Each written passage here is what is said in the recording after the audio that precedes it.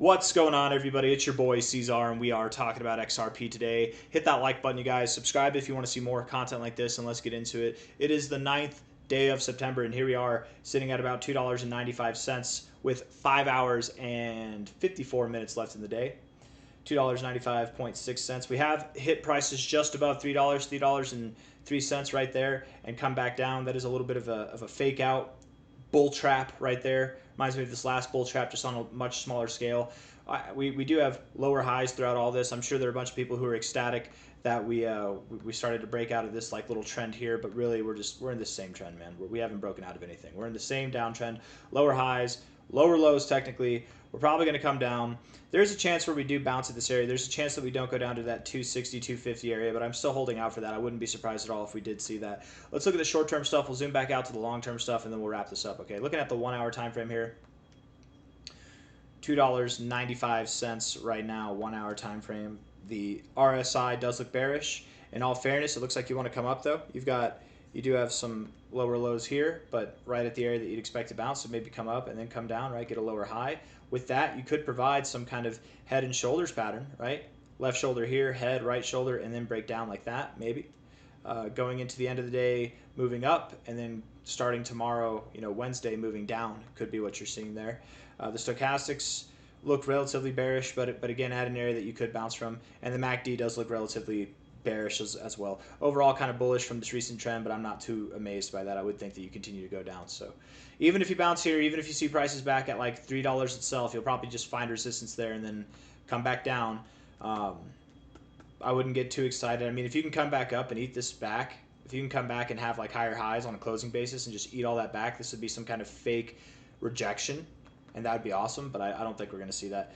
Bearish divergence at the top here. You've already seen that move down. You got overbought, which is nice, but you're just getting lower highs overall, right? In fact, the last couple times you've been overbought, look, got overbought here, relative high, got overbought here, relative high, got overbought here, and it's probably going to have the same results. At least that's what I would expect. The bears are definitely in control right now.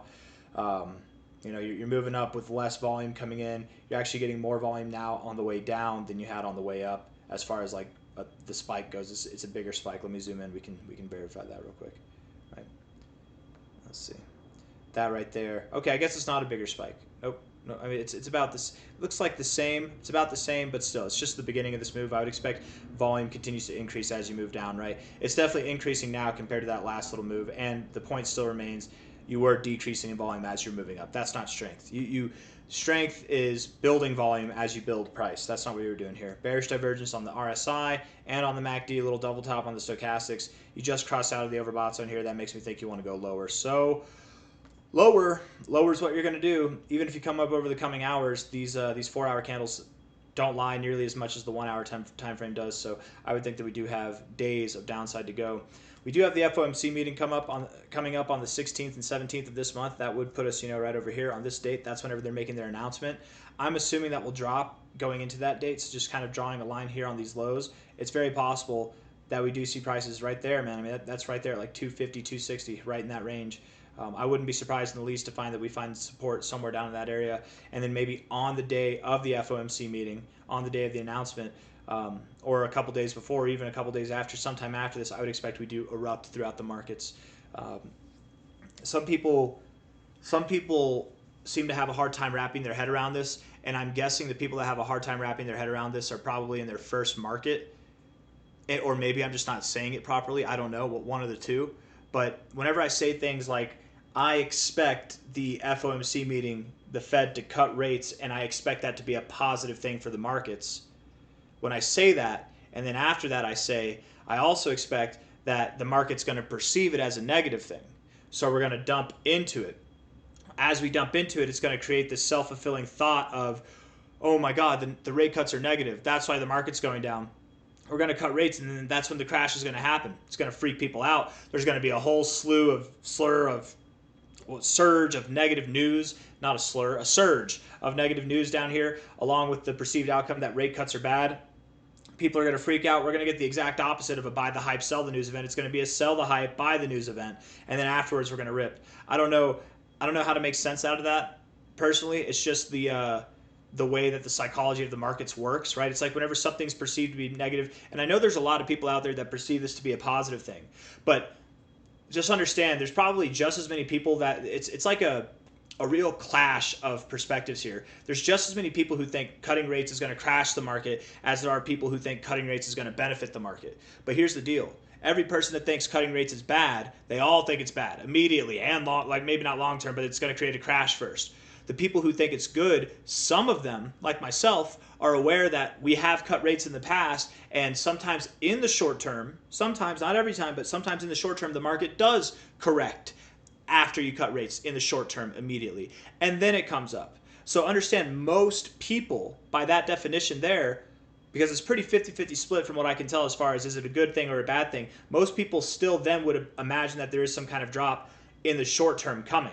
So I think we're going to price it in. I think that's what we're working towards. We're going to price it in. And then after the rates get cut, we're not going to get that drop. We're not going to get that correction. Or maybe we do, and it lasts for a day or two or on that day itself. And then for the rest of the month, for the rest of the year, it's golden. We're moving up. It's going to be glorious. We're going to see some fantastic price action. I don't know how to make any more sense out of that. I've tried. I feel like I really tried right there to make sense out of it. It's kind of like a play on our psychology, if that makes sense, right? And we'll see.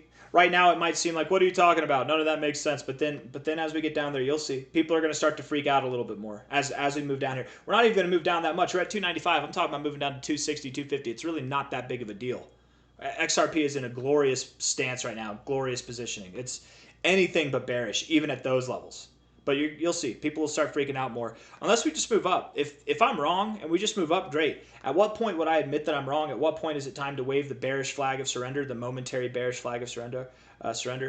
The time that I would accept that I'm wrong and I would accept defeat is if we get a weekly time frame to close above $3.12. If we get a daily time frame, I would say the same. Yeah. Closing 2 days here in a row would be kind of nice, but with this daily look, I don't think it is. High to low here. Yeah, 327, 330. Close a day above there, close a week above there. That'll convince me that I'm wrong. Until then, I'm maintaining this bearish stance. I would definitely start to get a little shaky in my position if we moved up too much more from here, but I still wouldn't be convinced. Not until we're above like $2.30 really. So I don't really have anything else that I want to say. Of course, I very much do expect that XRP is going to see higher prices. I must admit, and this is something that I've been hinting at over the past week especially, but as time goes on, I'm just getting more and more comfortable with the idea. It's very possible that this $13 and beyond zone, it's still going to happen, but it's very possible that instead of it happening by the end of October, it's by the end of this year. Perhaps by the end of October, we're at $6 to $10, and then end of year, we're at $13 or higher.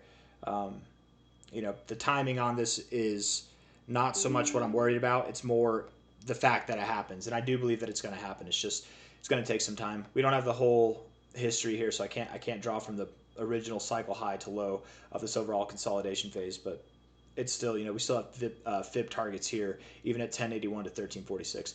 I wouldn't be surprised if we were at least above $6 by the end of October. But going into the end of the year, we should be reaching those $13 and beyond prices. Okay, if it's not by the end of the year, it's only because it happens earlier. Maybe we do get there by the end of October. After all, XRP does like to move at a very fast pace, but time will tell. We'll see how it goes. I think we'll have a better understanding going into the end of this month after we have a whatever reaction off of that FOMC meeting announcement. Okay, the Fed is definitely going to cut interest rates. Absolutely, they are. If they don't cut interest rates, I'd be very surprised, but I think it's undeniable that they're going to. I'm going to end the video there. So hit the like button, subscribe. Thank you all for being here. I'll see you on the next one. Okay, take care. Bye-bye.